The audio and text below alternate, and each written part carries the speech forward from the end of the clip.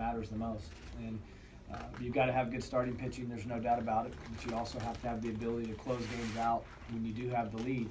And Carson's shown the ability to do both those things. So the next 15, 16 days, as we get the guys outside and stretch them out and get their pitch counts built up, we've gone into the season many years with some guys available in the bullpen, and then over the first 3-4 weeks, as guys get more and more stretched out and throw more and more pitches, then we start to move some guys around and try to have a rotation, a stopper, a closer, really established by that 4th or 5th week going into the conference.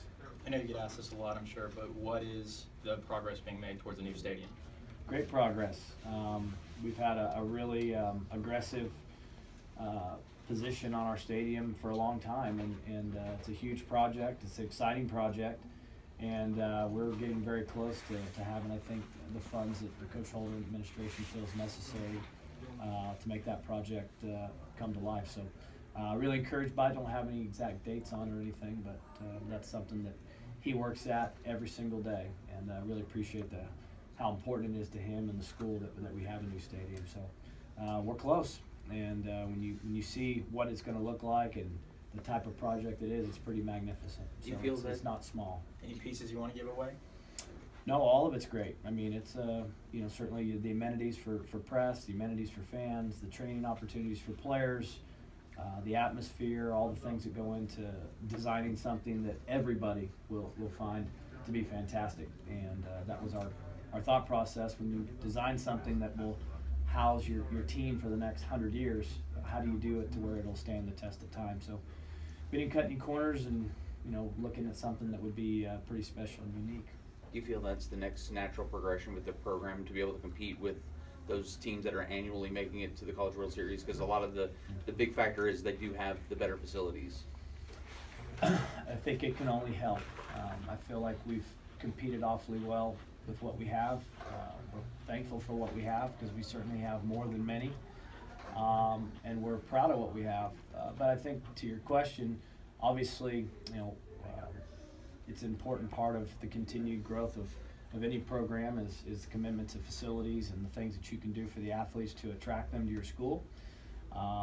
And the better athletes and the more advanced players that you can get inside your program, then, to your point, your team has a chance year in, year out to be competing for national championships, and that's what our goal is here. So, yeah, we think it's a big part of that formula, but it's by no means any type of guarantee either. And so we know as coaches and players that every day we walk out here, we have a chance to make magic happen, independent of those types of things, and that will always be our mentality. I think piggybacking on that, just from a broader perspective, it's been interesting listening to Mike Gundy throughout this past year and how he talks about how he's seen his program rise, but kind of just on the outside of the very elite in college football. How do you see your program? You guys have obviously made so many trips to the NCAA tournament. Do you feel like there's another step you're trying to get to? Sure, we want to win the national championship. Absolutely.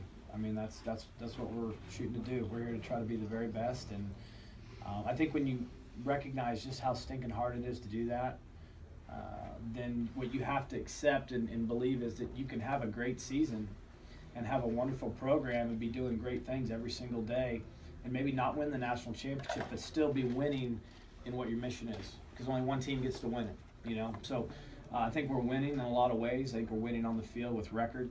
We're winning through the things we're learning from the game itself.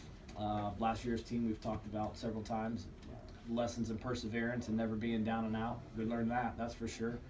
The team before, took us to the brink. I mean, to be in the winner's bracket of the College World Series, we were knocking on the door to play for a championship. So, you just every year you want to see where can we take this, how can we grow our kids, what does that look like when the team is at its best. But we're here to win a national championship. We believe we can be the best, and we're going to work towards that every single day.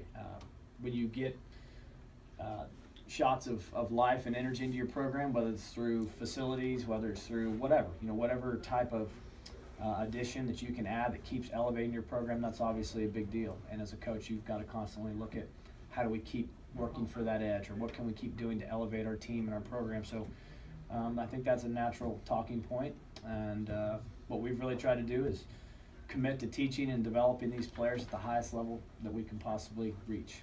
and doing so through our ability as coaches to instruct and develop, how we feed them, how we train them, how we educate them, how we care for them. We feel like that's the one thing we can control the most until some of those other things start to happen for you. Is John Littell completely healthy? He is, yes. Okay. And talk a little bit about your pitching staff and maybe a couple of young arms that you're excited about. Our pitching staff is as the kids have gotten into shape here in the spring, each time you see them throw, you see nice progressions. Carson Teal comes back as a veteran pitcher. Joe Lenhart has pitched a great deal. He's a veteran pitcher. Jonathan Heasley, I think, is primed for a really good sophomore year. We saw glimpses of Jonathan last year where he really started to show that there's some special stuff in that arm, and his consistency and maturity this fall.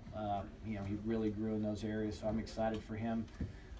Brady Basso, another kid in his second year, has shown signs of really moving in the right direction.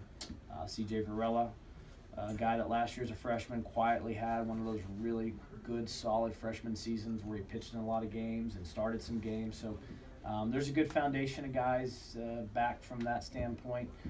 There's some guys that people aren't as familiar with that I think have a chance to help us. Ben Leeper comes back off of surgery where he's missed the last couple of years. And then several first-year guys, newcomers, guys that are here that through the fall and into the early part of the spring have made nice strides, and we're going to count on those guys to help us. So, we're, again, the next 15, 17 days of inter-squad games and bullpens and things like that, we'll really work to line these guys up. Rob does as good a job as anybody in baseball of identifying the strengths of our players.